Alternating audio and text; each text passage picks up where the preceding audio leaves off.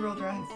No, I didn't. Oh, okay. Did I? You guys tell us. I don't know. I'm just kidding. I'm really excited for this episode though, because I feel like we kind of tapped into some of it in the last one. You didn't really go into huge detail on what happened with your trigger and why, you said you just kind of flipped, but this is a subject that we're going to talk about that I have thought about long and hard and have had a lot of epitomies. Is that the word? Epiphanies.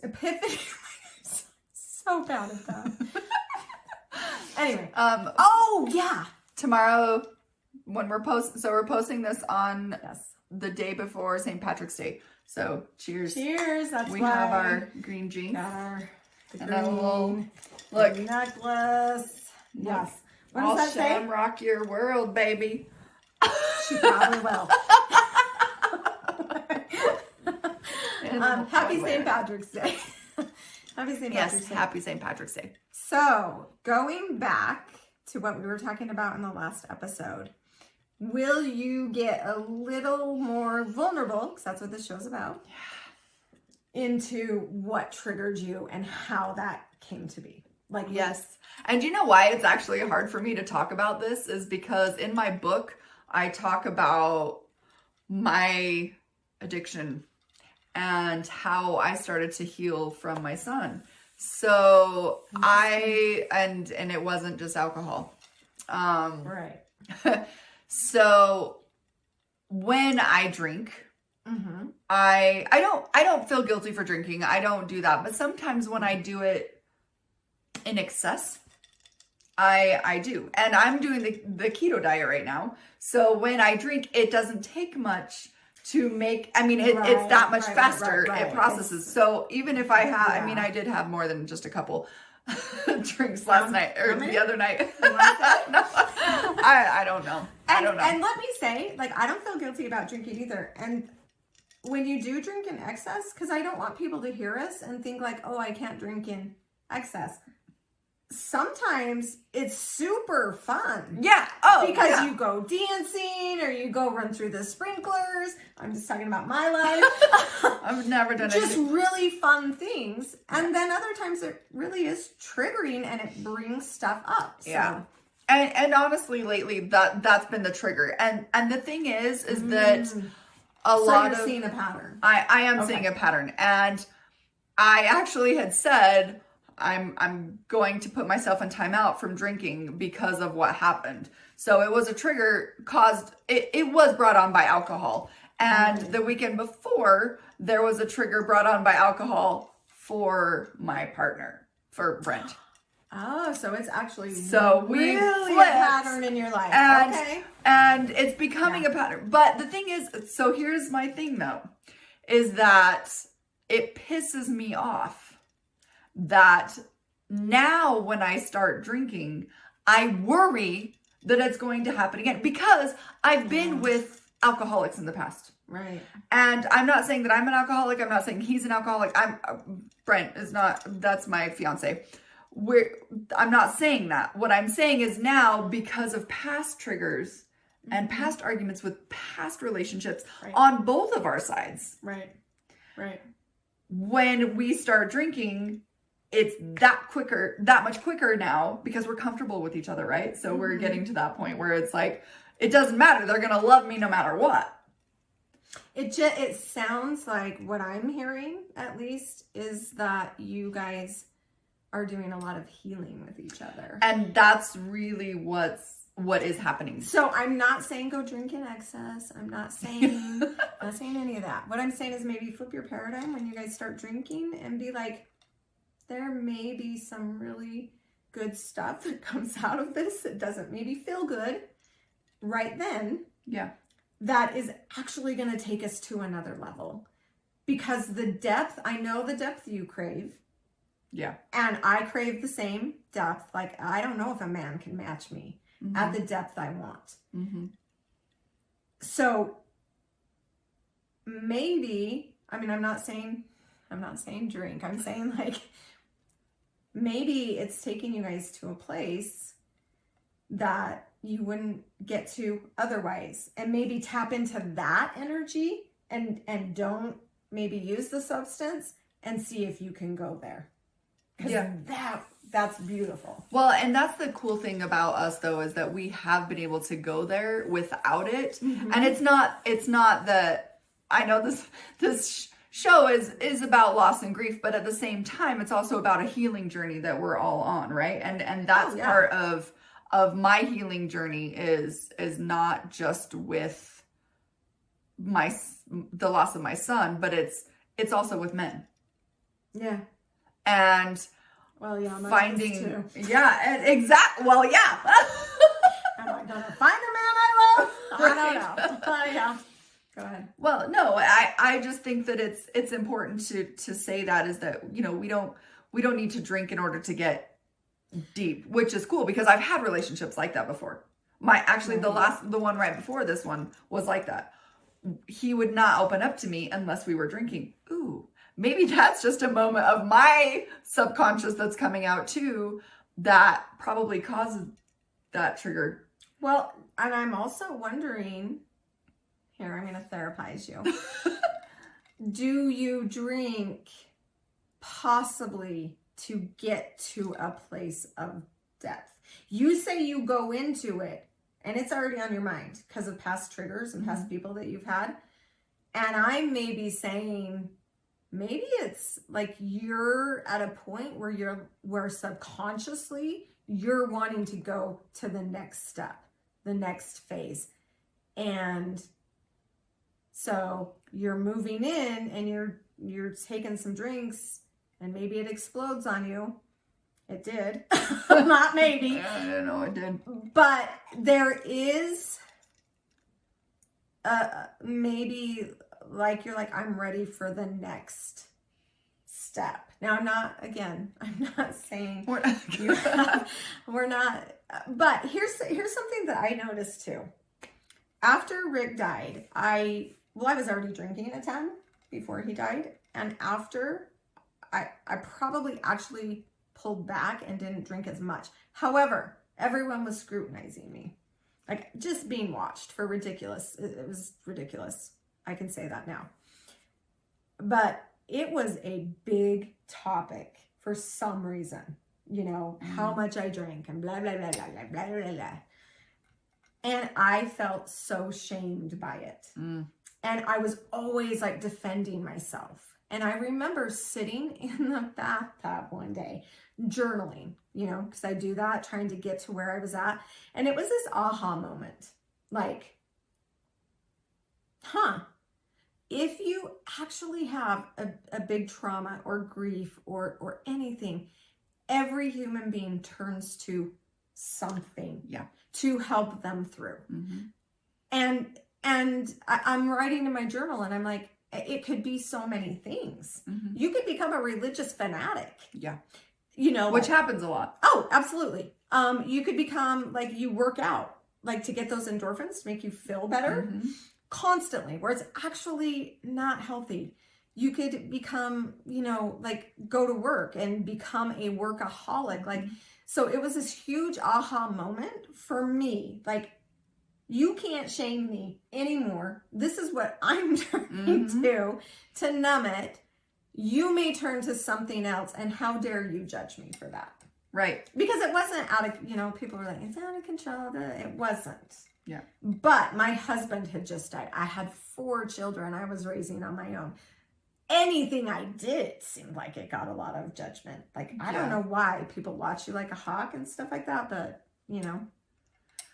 So how do you feel? Like, I'm saying, don't be shamed. Like, don't. No, I actually really like that because I was talking to another friend of mine about that too. And she was saying that maybe, you know, I'm getting to that place where I don't, and not that I need alcohol to have fun or celebrate, but it's a part of, like, it's there. And I like having a drink. I like having a couple of drinks and it's fun. And we've had a lot of fun, and we have too much the fun thing sometimes. is, right. It's like, I'm going out to Chalese. We're gonna have fun. right.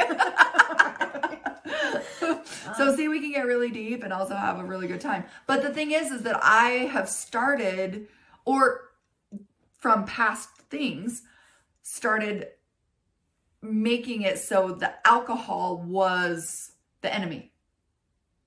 Because when my ex-husband would drink and I would drink, we would fight, and it was alcohol.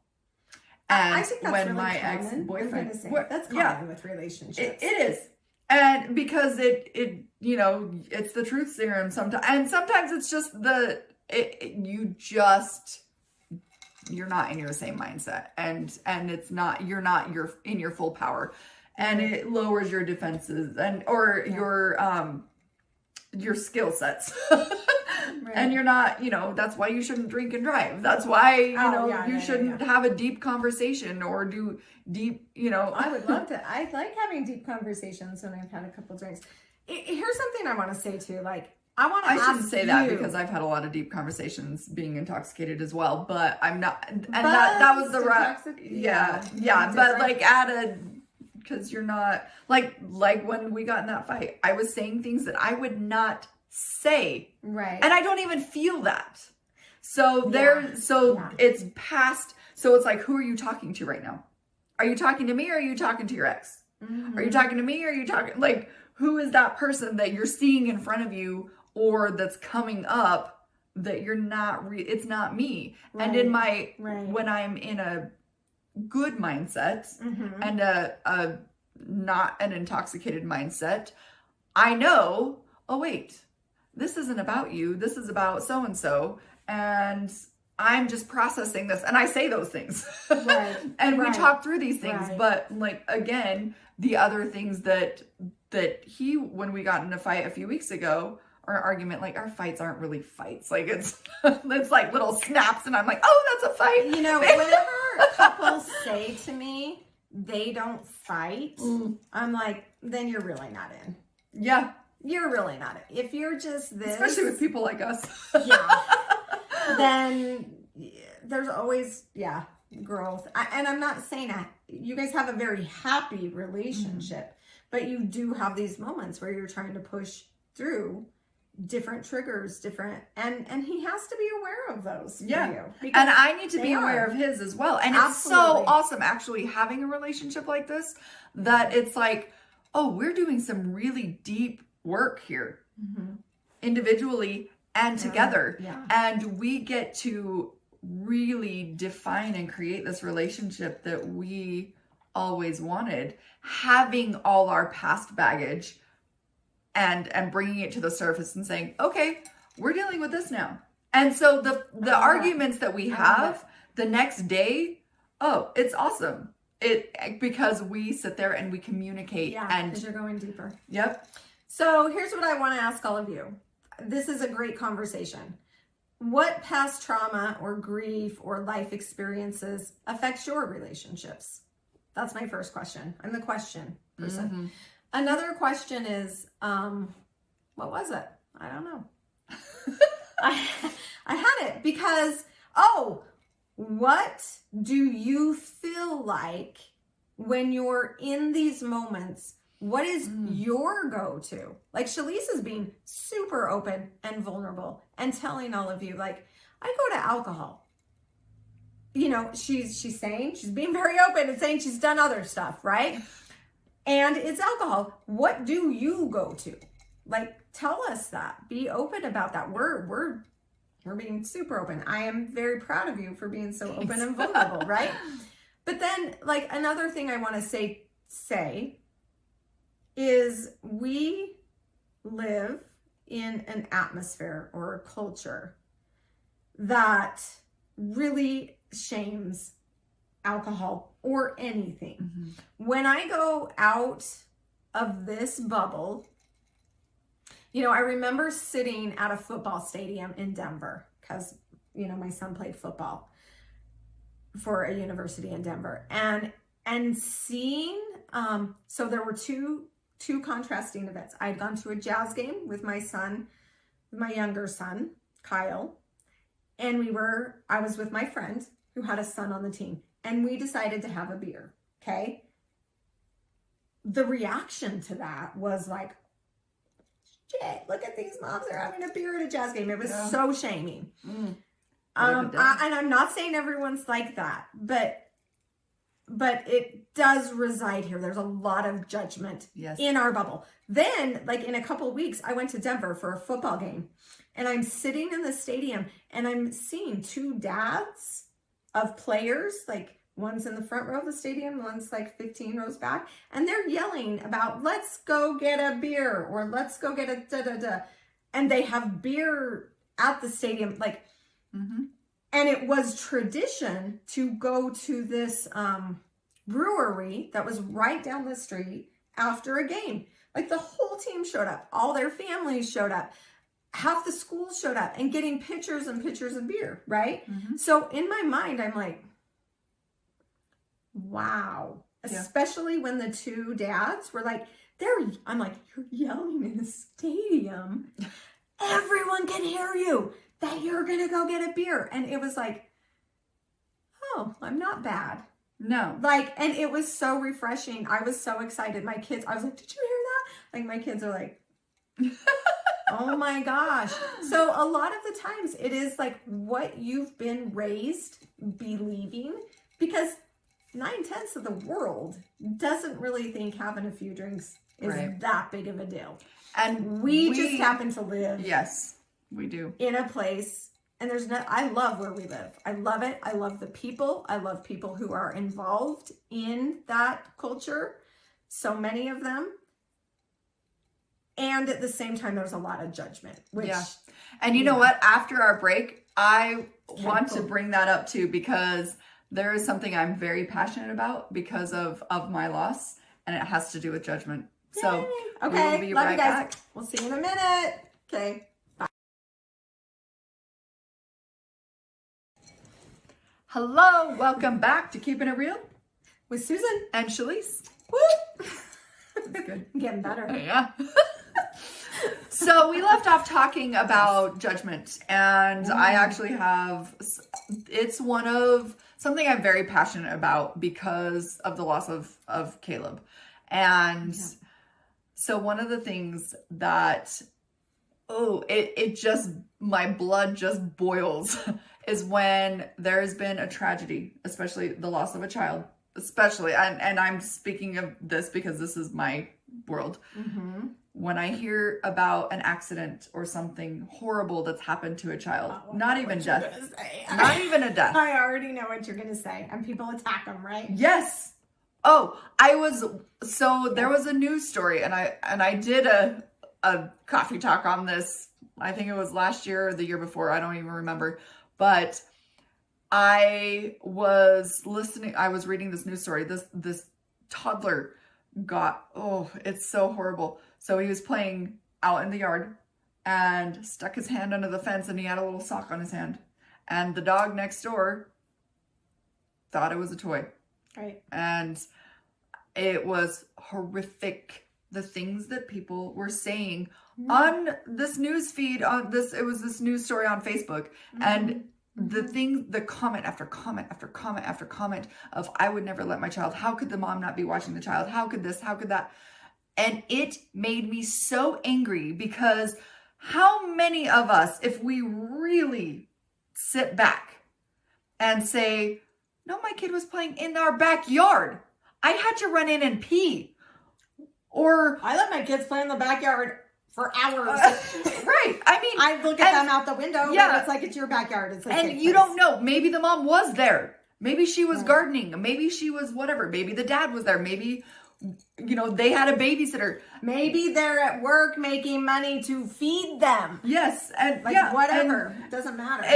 And because of this tragedy, every parent says, oh, I would never let my child do this. Do you know how many stories there were?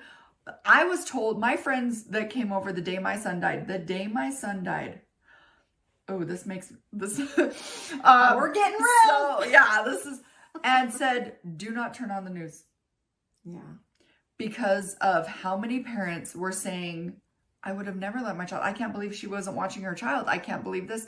I can't believe that. Except for there were people that are now saying, and this is crazy. Listen to this. Okay. So I just got a new job. Listening. Okay. I just got a new job. Right. I work at a chiropractor office, and I am being trained by this awesome lady. And she said, because in the interview, I'm telling my story because I'm just me. Like, you wrote a book. What'd you write your book about? Mm-hmm. Mm-hmm. And she told me just a few days ago, I just wanted to tell you that I remember when that happened. Oh. And she said, wow. and I remember sobbing my eyes out. And for you. Mm-hmm. And she said, I called my mom the other day and I was telling her, do you remember the boy that drowned? And she goes, oh yeah, I feel so bad for that mom. I hope she's okay. That's the kind of reaction we should be having. Absolutely. And she goes, Mom, Absolutely. I'm working with her now. Oh. And she's like, oh my gosh, how is she wrote a book and they're reading my book. And it's like, That's and awesome. they're remembering when this happened. That's and so cool. how, like, and this is another thing about lining up in the That's universe. so Like when you're in alignment with what you should be doing in alignment, I'm working for a chiropractor office. So these are funny jokes now. I get it. But really, like when you're in alignment with what you should be doing in this universe, Yeah. these things start happening. Which is also why you should never judge. Because how would she have felt if she was like, oh yeah, you're that mom I judged. Right. Right. And then what happens if something happens to your kid in a freak accident? And that's what, because you have a story. Yeah. Well, I was going to say, like, mine didn't make it to the news because I backed up and on my own child, and I mean, he should have died. It was a miracle. So it's like, I'm like, okay, I've had tragedies and miracles. It's a miracle he is alive. And luckily it was a big news day because I've seen other stories exactly like that make it to the news. And like you said, people attack and attack and attack. And will you share that story? Will you be vulnerable and share that story? Of when I ran over my son? Yeah. So I remember it, and it's funny, we talk about triggers. Like whenever I was having a day where I felt really productive and happy and feeling like my day was like going fabulous. That was my day when Caleb died. Oh, the best day ever. So now when I feel that, I'm like, oh, stop. Yes, stop. Me too. When I don't feel that way. Bring it down. Bring it down. I'm sorry, gods. I'm sorry, angels. I'm not egotistical. My life's not good. You know, when I forget my cell phone, because I forgot my cell phone that day. When I forget my cell phone, I have a panic attack. Yeah. Oh, yeah. Oh, yeah. We're totally talking about this. So I pulled into my driveway, and my driveway was like U-shaped, and my husband was out there with, so I have 3 boys really close together. So they were, I'm trying to remember, Kyle was 1, so that would make Gregory 3 and Brandon 4, right? So my husband was out there with some of the neighborhood guys playing basketball with all the kids, right?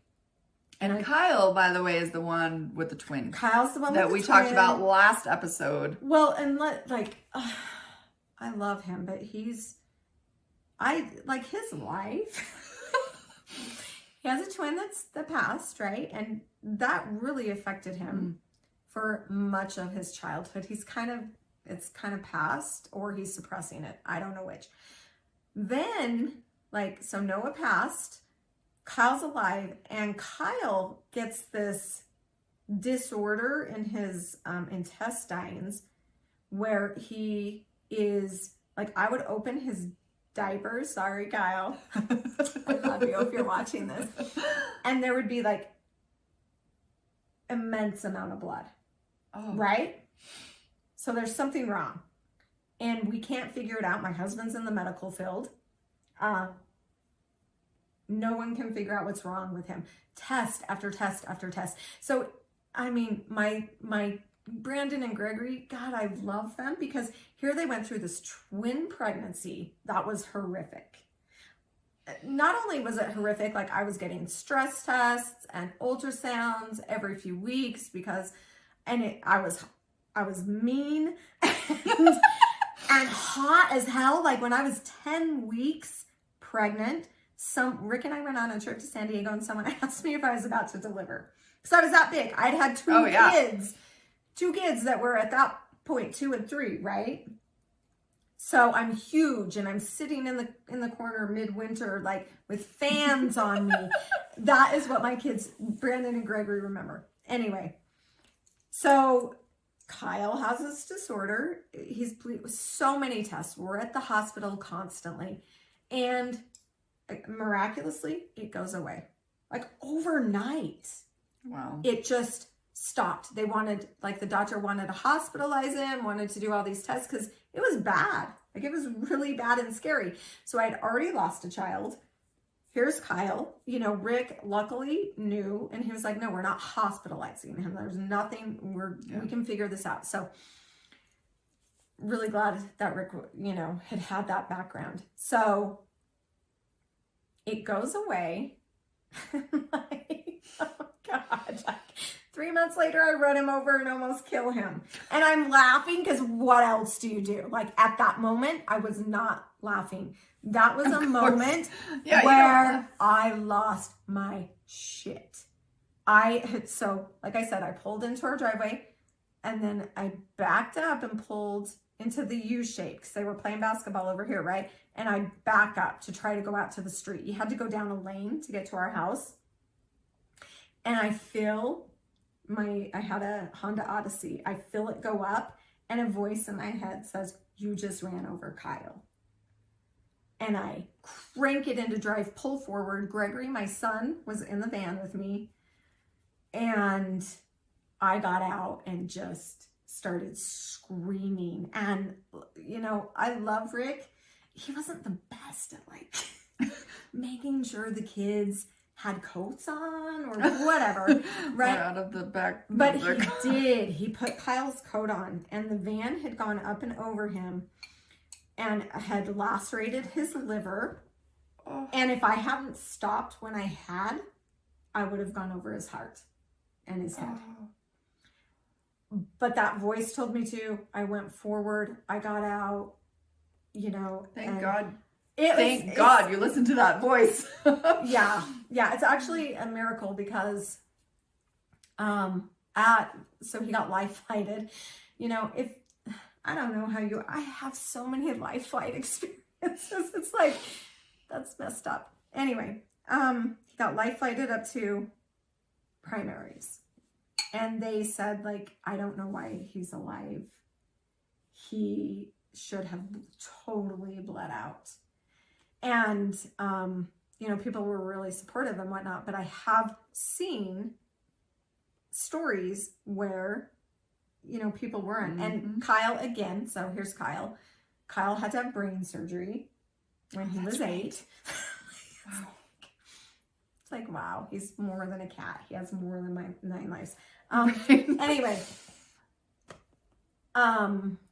one of his friends, so he's had 2 friends that have passed. When he was in 1st or 2nd grade, his best friend he came home one day and he's like, Mom, something's wrong with my friend. I don't know what it is, blah, blah, blah. Well, like 6 months later, he got diagnosed with leukemia and passed away. And then when he was a senior or junior in high school, one of his friends got in a really bad accident and passed away.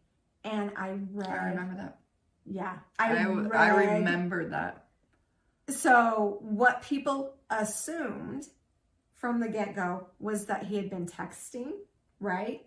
And I got on KSL or whatever, and like exactly what you're talking about. So much crap, like, you got to teach your kids not to text and drive, or you get or this is what happens, blah, blah. Well, it was found out months later, he wasn't texting. Something had happened. I can't remember exactly what, and he couldn't throw on the brake and ended up passing away. But I remember reading those, and wow. it was So horrible. We are at the end of our at the end of our show, but I want you guys to know that we're on a montage. No, Sorry, it's totally everyone. no. I think that these stories are important, and we're not telling these stories so you guys could be like, oh my gosh, you guys, what you've been through. We're telling them because we want you to understand that you're not alone in what you're dealing with.